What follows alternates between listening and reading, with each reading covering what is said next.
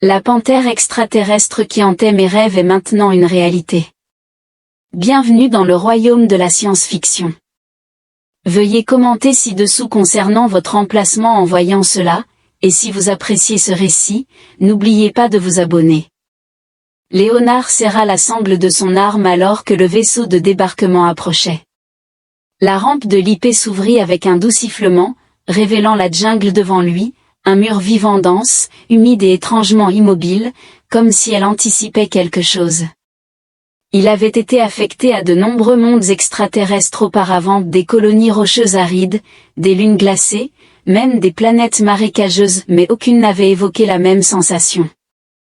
Harris n'était pas simplement vivant, il l'observait, non pas comme des animaux défendant leur territoire, mais avec une conscience plus ancienne et profonde, comme si la planète possédait mémoire, jugement, et peut-être même intention. Les autres soldats plaisantaient à ce sujet, minimisant leur ration et le qualifiant de « rêve de sport », affirmant que les gaz de la jungle déformaient la perception, menant à des rêves qui s'infiltraient dans la réalité. Cependant, Léonard n'était pas là pour écouter des histoires. Il était présent pour sécuriser un avant-poste et ensuite retourner en orbite. Ses bottes touchèrent le sol, doux et chaud comme de la chair. Au moment où il franchit le bord de la clairière, quelque chose se déplaça derrière ses yeux, un éclat de violet et une odeur inconnue qu'il se rappelait d'une manière ou d'une autre.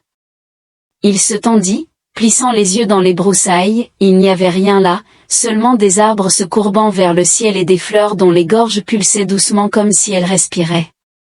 Son escouade avançait devant lui, plaisantant et déchargeant leur équipement, inconscient de la façon dont le silence de la jungle engloutissait leurs mots. Il se déplaçait avec eux, gardant ses pensées pour lui, il n'avait aucune intention de révéler qu'il n'avait pas dormi depuis 3 jours.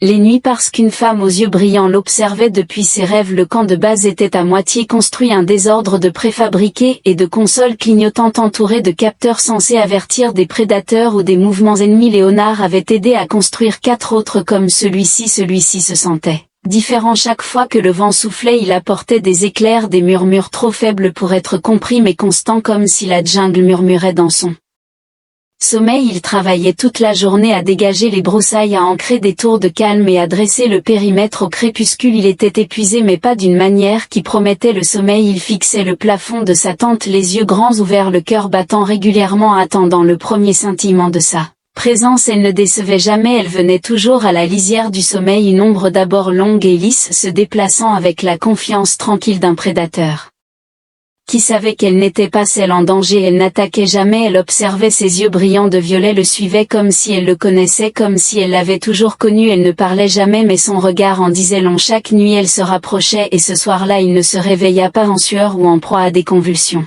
Comme les autres le faisaient lorsqu'ils avaient des rêves de sport, il resta immobile dans la vision, croisa son regard et pour la première fois elle s'approcha de lui, sa bouche s'ouvrit comme si elle allait articuler une pensée, mais il se réveilla brusquement au milieu du vacarme des cris. L'un des soldats, Drenant, avait succombé à la panique pendant sa garde, affirmant avoir observé quelque chose se déplacer juste au-delà des capteurs, quelque chose avec des griffes et de la fourrure. Ils lui ont administré un sédatif, attribuant son détresse au sport et rejetant ses affirmations. Léonard resta silencieux, mais lorsqu'il regarda vers la jungle, il sentit sa présence persistante. Cette nuit-là, il ne fit aucun rêve, elle était absente. Les jours passèrent. La mission a persisté, des postes avancés ont été établis et les patrouilles ont été renforcées. Le commandement a communiqué son intention d'avancer plus loin dans le continent. Léonard resta réticent, pourtant les rêves ne revinrent pas, et une inquiétude intérieure le tourmentait, semblable à l'absence d'un fragment non reconnu de son être. Les autres remarquèrent son silence inhabituel, mais aucun ne questionna, reconnaissant son identité de soldat plutôt que de bavard. Néanmoins, l'inquiétude s'intensifia, il ne pouvait pas l'exprimer, mais elle résonnait en lui, se manifestant par l'absence de chants d'oiseaux près du camp et l'inclinaison étrange des arbres vers la tente de commandement. Puis, un après-midi, alors qu'il patrouillait la crête ouest en solitaire, il la vit non pas dans un rêve ou une hallucination, mais sous une forme tangible, avec souffle et mouvement. Elle se tenait au sommet d'un rocher, l'observant de ses yeux lumineux.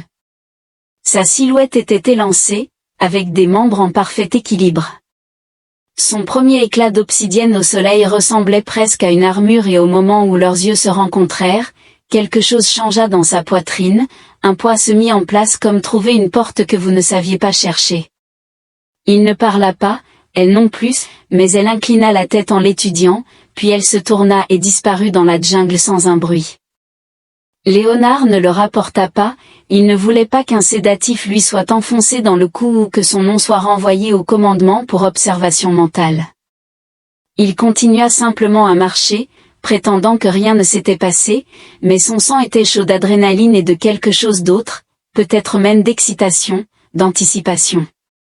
Cette nuit-là, elle revint dans ses rêves, mais cette fois, elle ne se contenta pas de regarder.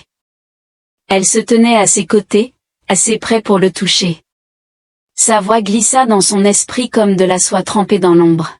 « Tu n'as pas tort, je suis réel. » Il essaya de parler, mais le rêve s'évanouit comme de la brume. Le lendemain matin, Léonard quitta le canto sous le prétexte d'une reconnaissance prolongée. Il savait où elle avait été, il connaissait la crête, le rocher, le chemin qu'elle avait pris. Il le suivit.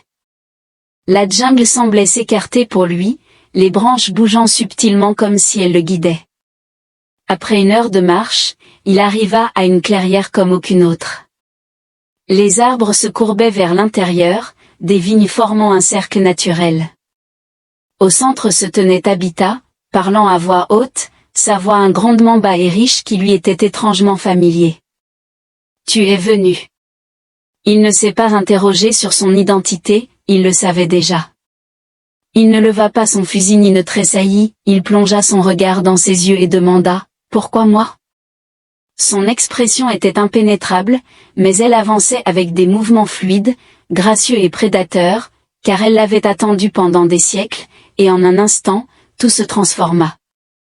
Léonard ne ressentit pas la peur, il perçut plutôt un changement de gravité, comme si l'univers s'était subtilement réaligné pour se concentrer sur elle. Il n'était pas du genre à faire confiance facilement. Des années de combat, témoignant de la disparition de camarades tout en se conformant aux directives de ceux qui le considéraient comme jetable, avaient construit des barrières en lui. Cependant, en sa présence, ces barrières restaient intactes mais transparentes, comme si elles comprenaient intrinsèquement comment atteindre l'homme caché derrière le soldat. Elle se retourna et s'aventura de nouveau dans la jungle, et cette fois, il la suivit. Léonard resta silencieux alors qu'il la suivait à travers les sous-bois, ses bottes foulant doucement les racines et les vignes couvertes de mousse qui pulsaient subtilement sous lui. Le chemin était non balisé, pourtant elle le parcourait comme si chaque tournant avait été gravé dans sa mémoire bien avant qu'il ne se soit jamais formé. Le soleil pénétrait à peine la dense canopée au-dessus, créant des motifs inhabituels de lumière et d'ombre qui variaient trop langoureusement pour correspondre au vent, c'était tranquille en ce lieu. Pas comme un silence, mais comme si tout le reste s'était arrêté pour lui permettre de passer. Léonard n'était pas sûr si c'était les spores qui le trompaient ou si la planète réagissait à sa présence, néanmoins, il s'abstint de le questionner à ce moment-là. Ils ont traversé le terrain plus d'une heure durant, même dans des zones désignées comme instables sur les cartes. Il ressentit un changement dans la tension de ses muscles, ni peur, ni fatigue, mais une curiosité liée à l'instinct. Il avait été formé à analyser, évaluer les menaces et maintenir une distance avec l'inconnu, et pourtant, le voilà, marchant à quelques centimètres derrière une créature censée ne pas exister dans un endroit d'où personne n'était jamais revenu sain d'esprit.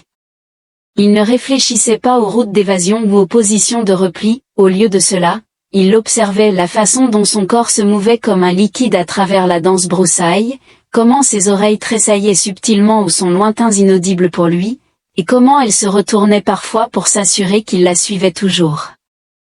Finalement, ils arrivèrent à un mur de roche partiellement obscurci par un énorme arbre aux larges feuilles noires et aux racines tordues. Tabitha posa sa paume contre la pierre, Provoquant un clic, un mince faisceau de lumière émergea de la roche, dévoilant un court couloir orné de mousse doucement luminescente. Léonard hésita, non par peur, mais à cause du changement palpable, comme si traverser ce tunnel impliquait de franchir une frontière invisible. Elle se retourna, ses yeux violets calmes et inébranlables. « Tu es en sécurité avec moi » articula-t-elle, la première phrase complète qu'il avait entendue de sa part.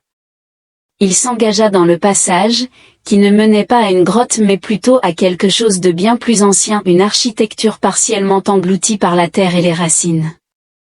Les murs étaient en pierre, mais trop soigneusement façonnés pour être naturels, ornés de symboles qui scintillaient faiblement, semblables à une lumière respirante. L'atmosphère était plus fraîche et aride, rappelant un espace imprégné de mémoire. Ils entrèrent dans une chambre qui semblait vaste malgré son caractère souterrain, une pièce circulaire avec une piscine au centre, reflétant les gravures lumineuses au-dessus comme un miroir vers un autre royaume. Tabitha lui fit signe de prendre un siège. Elle se positionna en face de lui, les jambes croisées, affichant une attitude à la fois confortable et vigilante. Ses griffes étaient rétractées, et sa queue se courbait légèrement à la pointe. Léonard ne perdit pas de temps, vous avez mentionné avoir attendu des millénaires pour cela. Son visage resta impassible, bien qu'une certaine gravité résonna dans sa voix lorsqu'elle répondit, pour vous, ou plus précisément, pour celui qui porte ce que vous possédez, mémoire, code, connexion. Il fronça les sourcils, incertain si elle parlait en énigme ou d'un point de vue trop étranger pour transmettre avec précision la nature de ce que je tenais alors qu'elle se penchait en avant. Harris n'était pas simplement une planète, c'était un sanctuaire, un phare, et un terrain d'essai pour l'amalgame de la conscience à travers les dimensions temporelles. Mon peuple a conçu les gardiens des rêves, des protecteurs liés aux individus sélectionnés pour porter la mémoire ancestrale. Tu es l'un de ces porteurs, bien que tu sois né sur Terre, tes rêves ont toujours eu leur origine ici. Léonard secoua lentement la tête, dubitatif mais réceptif. J'ai servi dans l'armée depuis que j'avais 17 ans, mes aspirations se sont toujours manifestées sous forme de cauchemars, rien de plus. Sa voix s'adoucit, pas des cauchemars, mais des avertissements, des échos que votre esprit a reçus sans compréhension. C'est pourquoi les spores ne vous ont pas incapacité comme les autres, votre esprit était déjà interconnecté avec le réseau. Le terme « réseau » résonne différemment. Léonard avait parcouru des documents confidentiels concernant des créatures psychiques et une technologie qui obscurcissait la distinction entre les ondes cérébrales et les transmissions, bien que rien de semblable à cela. Sous-entendez-vous que je suis essentiel à quelque chose, ou simplement un moyen pour l'agenda de quelqu'un d'autre? Les yeux de Tabitha se plissèrent légèrement. Ni toi ni un pont, j'ai été créé pour te protéger, pas toi spécifiquement, mais la lignée qui t'a conduit. Quand les autres sont tombés, je suis resté et j'ai attendu, sachant que la connexion reviendrait. Léonard expira, s'efforçant de rester ancré. Pourquoi te révéler maintenant? Parce qu'ils sont conscients de ta présence, d'autres qui ne viennent pas d'Alari. Ils sont déjà venus et reviennent encore. Ton commandement croit que cette mission concerne des scans de ressources, mais ils sont manipulés. Il y a quelque chose sous cette jungle qu'ils désirent, et tu es le seul capable de le déverrouiller. Cette révélation éveilla quelque chose de plus profond en lui.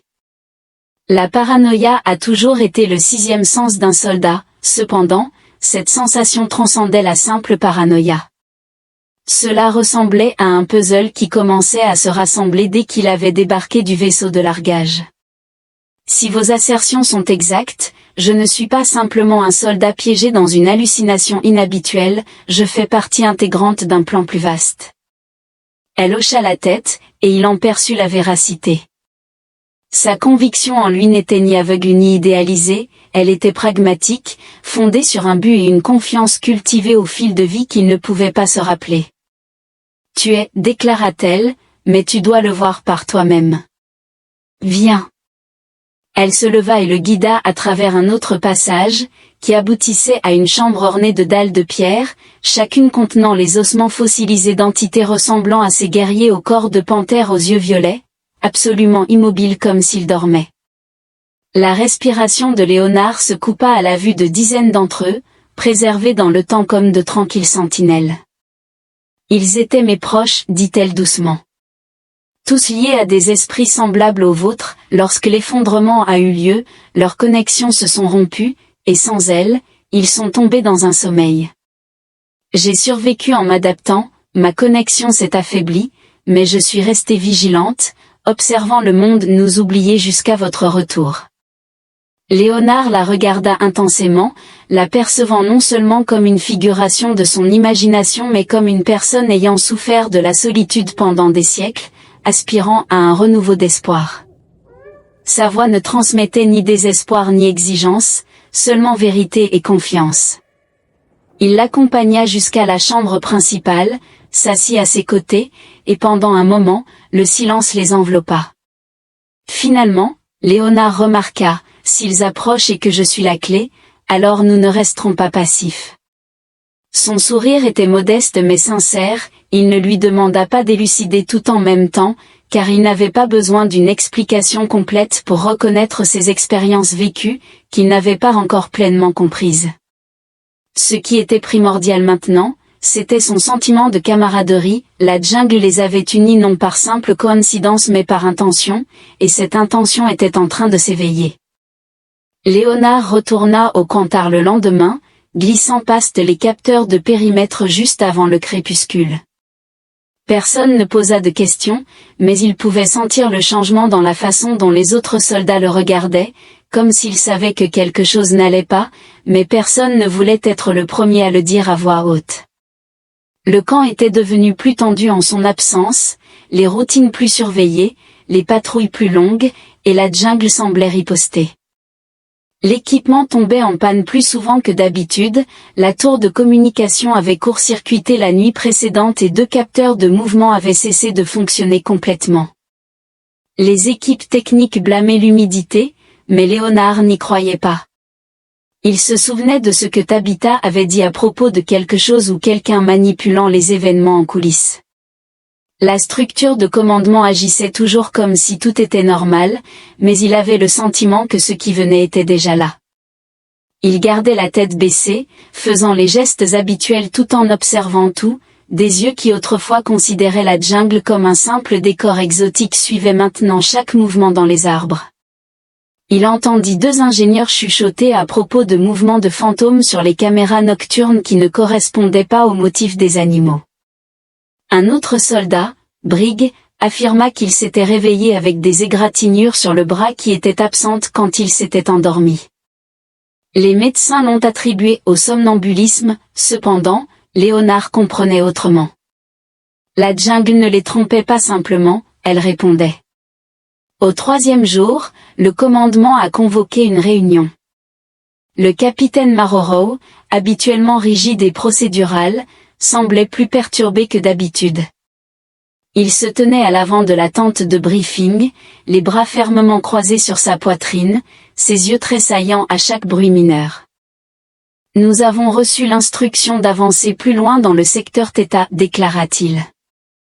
Les supérieurs exigent des données sur une anomalie de signal détectée au-delà de la crête ouest.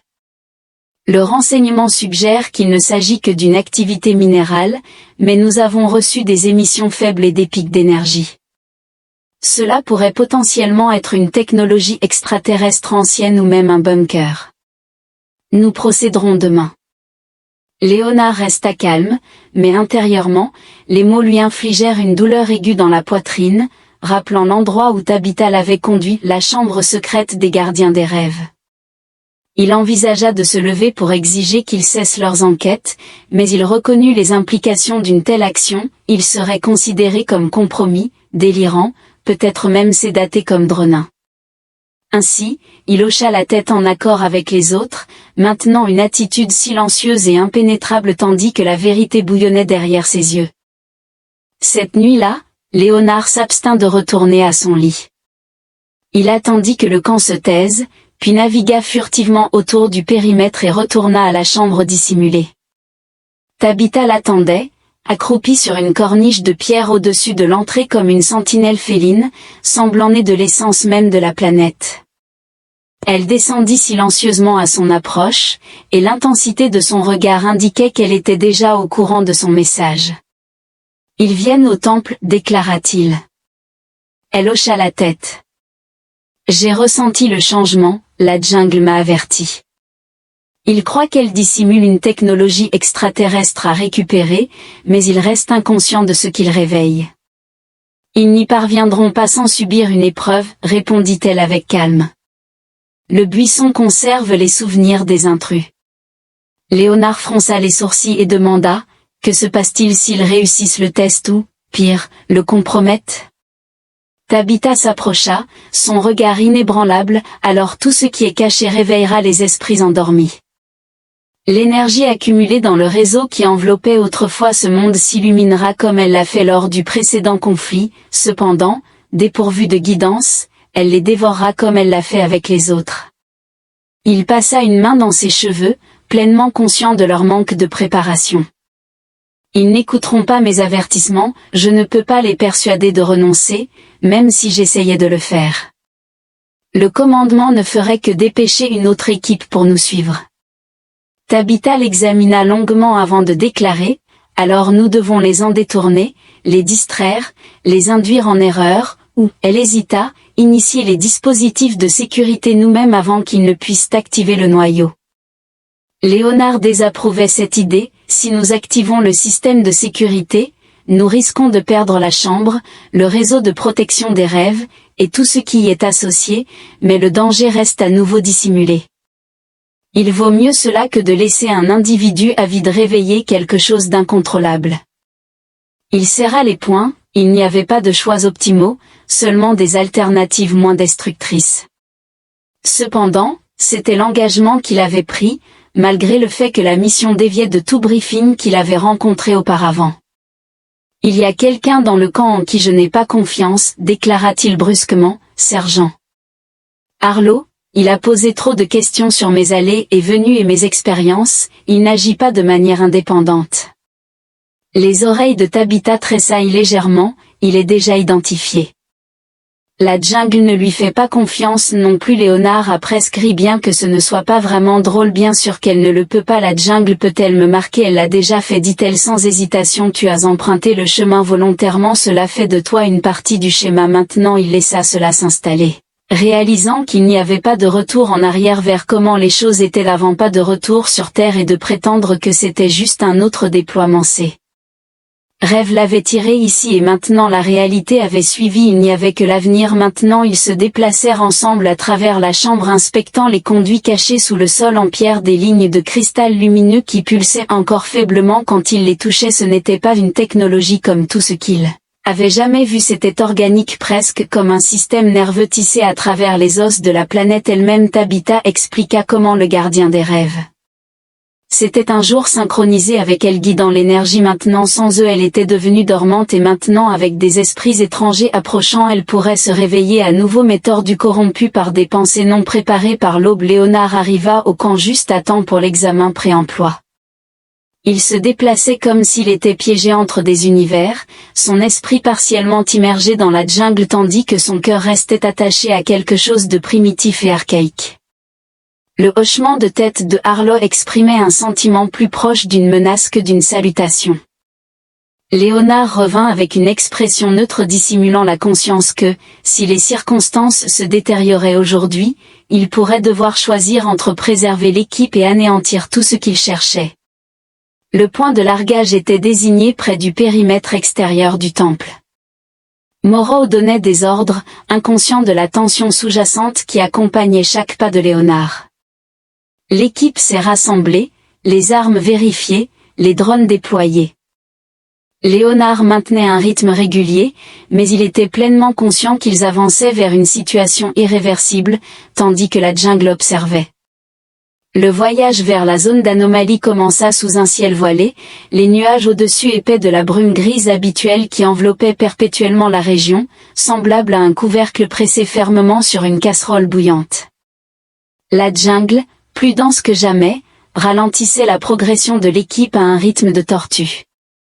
Des lianes, plus épaisses qu'un bras d'homme, serpentaient à travers le sol de la forêt, tandis que des arbres majestueux se courbaient étrangement vers l'intérieur, comme s'ils tentaient de les enfermer.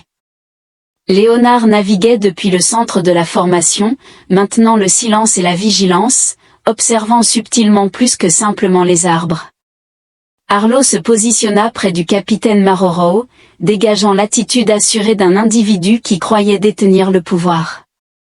Cependant, Léonard reconnaissait cette attitude des rencontres précédentes avec des hommes qui présumaient orchestrer les événements, inconscients du péril imminent qui les guettait.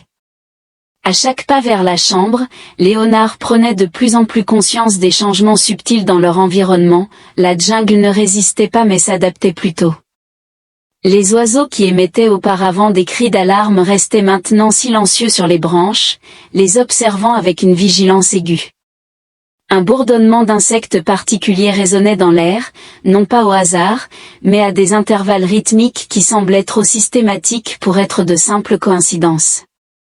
Les hommes commencèrent à murmurer au sujet de maux de tête, de mouvements inhabituels dans les sous-bois que les capteurs ne parvenaient pas à détecter, et de flashs soudains à la périphérie de leur vision. Moreau rejeta leurs inquiétudes, attribuant les symptômes à une contamination par des spores aéroportés et ordonnant l'administration de stimulants à travers leurs combinaisons. Cependant, Léonard comprit la vérité, la planète commençait son épreuve pour eux.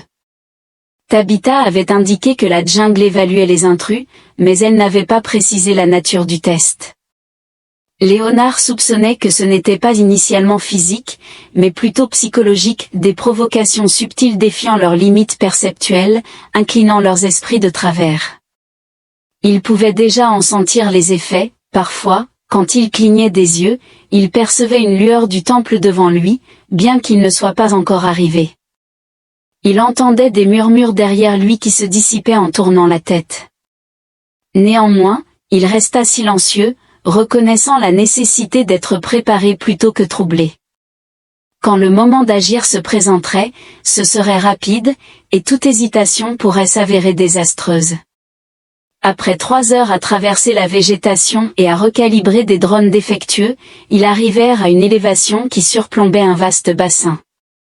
Au centre, partiellement obscurci par la brume, se trouvait un édifice en pierre émergeant du sol comme une cage thoracique dissimulée, l'un des temples extérieurs.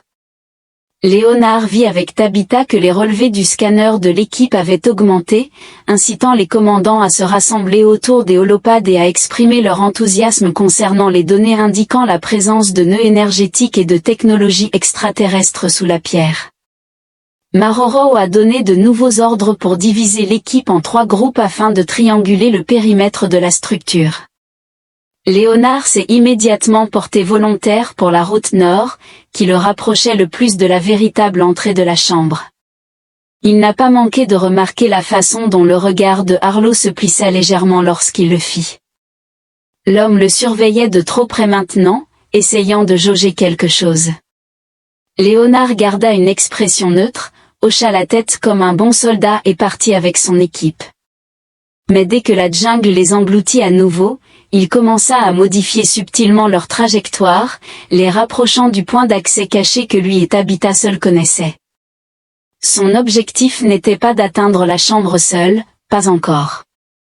Il devait d'abord voir ce que la jungle ferait. Il avait besoin de preuves, du genre de preuves que même Marrorow ne pouvait ignorer. Il n'était pas loin avant que cela ne commence. L'un des soldats. Ortiz s'arrêta soudain, se tenant la tête et murmurant que quelque chose rampait à l'intérieur de son casque, les signes vitaux de sa combinaison commencèrent à grimper en flèche. De manière erratique, le rythme cardiaque, la température, les indicateurs de stress, tout était au maximum. Un autre soldat a essayé de le calmer mais Ortiz a crié et a arraché son casque, les yeux fous de terreur. « Elle est là, elle est dans ma tête, je vois ses yeux », a-t-il crié avant de s'effondrer en convulsant sur le sol de la jungle. Le médecin s'est précipité, administrant un sédatif, mais cela n'a guère aidé. Ortiz a continué à se débattre jusqu'à ce qu'il perde connaissance, ses lèvres bougeant encore comme s'il murmurait à quelqu'un qu'il ne pouvait pas voir. Léonard s'agenouilla à côté de lui, faisant semblant de vérifier ses signes vitaux tout en observant en réalité les résidus laissés par la jungle. Ses doigts effleura une tache de mousse là où Ortiz était tombé et il ressentit une montée de chaleur, non pas de la mousse mais de dessous, un pouls presque comme un battement de cœur enfoui profondément dans le sol. Ce n'était pas aléatoire, c'était en train de surveiller. Ramenez-le à la base, ordonna Léonard en se levant rapidement. Il est compromis, sortez-le avant que ça ne se propage. Les autres hésitèrent, incertains de son intention, mais obéirent. Un soldat resta avec Léonard tandis que les autres transportaient Ortiz, dès qu'ils furent hors de portée de voix. Léonard dirigea son regard vers les broussailles plus denses et murmura, « Je suis conscient de votre présence. » Un recel apaisé répondit, puis une silhouette se matérialisa, Tabitha, se fondant parfaitement dans les ombres de la jungle. Sa posture était immobile, et son expression impénétrable. Le soldat adjacent à Léonard leva instinctivement son arme, mais avant qu'il ne puisse prononcer un mot, Léonard s'interposa. « Elle est avec moi », affirma Léonard de manière décisive. « Baisse le fusil.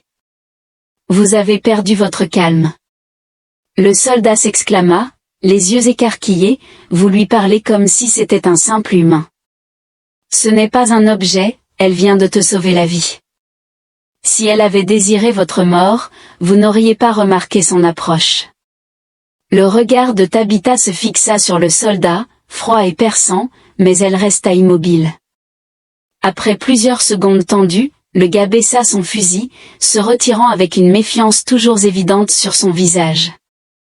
Léonard se tourna vers elle, déclarant qu'ils étaient proches d'atteindre la chambre principale.